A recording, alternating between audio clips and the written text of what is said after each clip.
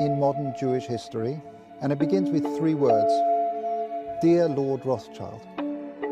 Dear Lord Rothschild, I have much pleasure in conveying to you, on behalf of His Majesty's government, the following declaration of sympathy with Jewish Zionist aspirations, which has been submitted to and approved by the Cabinet. Why was it that this letter was sent by the Foreign Secretary to your great-uncle Walter? It's an interesting question because it was primarily a movement from Eastern Europe, but they didn't clarify who was in charge of that movement. And in addition, it was after all in Great Britain. So they felt that the Rothschild family should be the one to whom it was addressed. And Walter was Lord Rothschild, and he was a Zionist. And those really are the background reasons. So Walter received the Balfour Declaration, and I have a copy here. And I wonder if I could possibly ask you to read it for us. Yes, indeed. Yeah. I'm going to put on my spectacles to make sure I read it accurately. His Majesty's government view with favour the establishment of Palestine as a national home for the Jewish people, and will use their best endeavours to facilitate the achievement of this object, it being clearly understood that nothing shall be done which may prejudice the civil and religious rights of existing non-Jewish communities in Palestine, or the rights and political status enjoyed by Jews in any other country. I should be grateful if you would bring this declaration to the knowledge of the Zionist Federation. Yours, Arthur Balfour.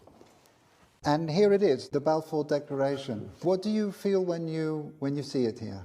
I genuinely feel it's one of the most extraordinary moments in the history of the Jewish people.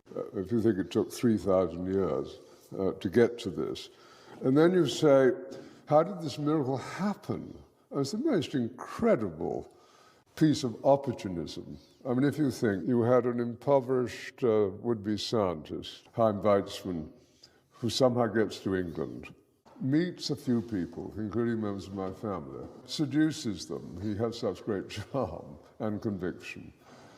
He gets to Balfour, and he unbelievably persuades Balfour and Lloyd George, the Prime Minister, and most of the ministers, that this idea of the national home for Jews should be allowed to take place. I mean, it's so unlikely.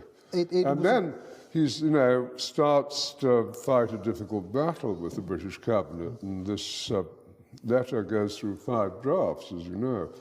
And in the end, it comes out as a rather compromising letter. I mean, the essential point is there for the Jewish community to fasten on to.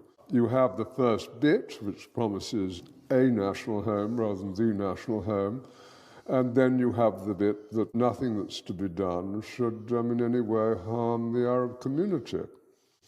But you come back to the big point, which is that this is perhaps the greatest event in Jewish life for thousands of years. And it's a miracle.